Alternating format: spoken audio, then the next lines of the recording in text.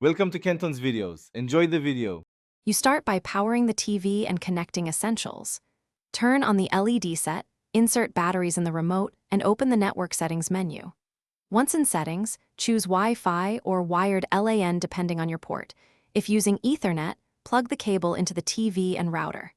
If Wi-Fi, scan networks and select your SSID. Make sure you have the router password at hand so you can enter it immediately and finish this first connection step. You now log into the network and prepare the browsing environment. Type the password using the remote or pair a USB keyboard for faster input. Once authenticated, verify the TV shows an IP address in network details. Next, check for firmware updates and install them to improve compatibility and security.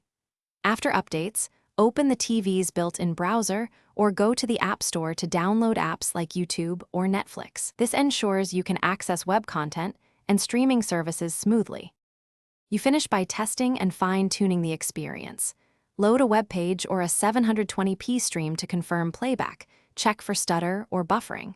If performance is poor, move the router closer, switch to 5 GHz if supported, or use Ethernet for stability.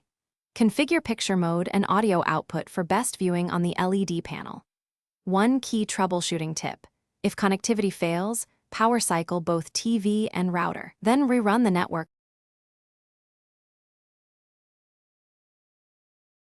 Thanks for watching. Consider subscribing if we helped you.